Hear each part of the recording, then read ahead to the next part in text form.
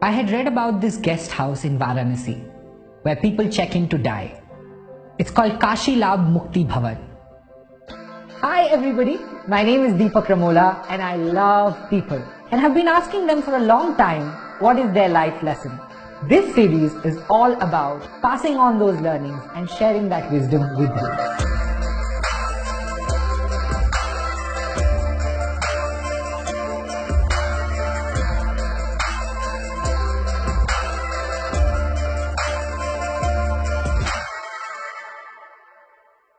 I had read about this guest house in Varanasi where people check in to die.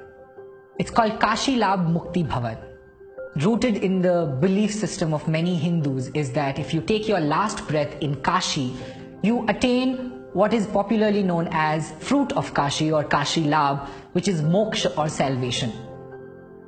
Now the interesting fact is that you're only allowed 2 weeks to stay in and die. So you have to be really sure. If you're still hanging around after 2 weeks, you got to check out. So I was really curious and fascinated to understand what would those people have learned who have not only accepted death as a reality, but are rather anticipating it with a timer on. So I went to Varanasi, spent a week in the guest house and interviewed people who had checked in. Phenomenal, their life lessons were really thought-provoking. So in the same environment, I met Mr. Bhairavnath Shukla, who has been the manager of Mukti Bhavan for last 44 years. He has seen more than 12,000 deaths. So I asked him, what have you learned after seeing both life and death at such close quarters? He shared with me 12 life lessons, of which I wrote a blog post and it's read and shared by millions of people across the world and became highly popular. But there's one life lesson in that series which is Mr. Shukla's favorite and resonated deep with me, and the life lesson is resolve all conflicts before you go. He told me a backstory to it. There was a Sanskrit scholar of the times by the name of Ram Sagar Mishra.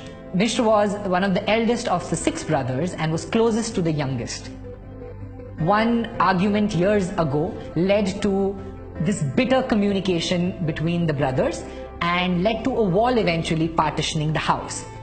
In his final years, Mishra checked into the guest house with his little pan case and told Shukla to reserve room number 3 for him because he was sure he's going to pass away on day 16th after his arrival. On day 14th, he said, I want my estranged brother of 40 years to come and see me. This bitterness heavies my heart. I want to resolve every conflict before I go. A letter was sent out. On 16th day, the brother arrived and Mishra held his hand and asked him to bring down the wall dividing the house. He asked for his brother's forgiveness. Both brothers wept, and mid-sentence, Mishra stopped speaking. His face became calm and he was gone in a moment. And I know that anecdote sounds straight out of a folk fiction novel, but Mr. Shukla told me that he has seen the same story replay over and over again with many different people who have come there. He said to me, Deepak, I see so many people carrying such unnecessary baggage throughout their life, only wanting to drop it at the very end of their journey.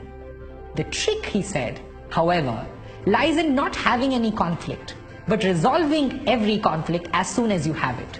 You cannot and you should not go to bed having an argument, a disappointment, a resentment and doubt. You should try to resolve it.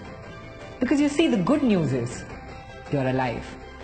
The bad news is no one knows for how long. So resolve your conflicts today. I hope this makes and fuels your day.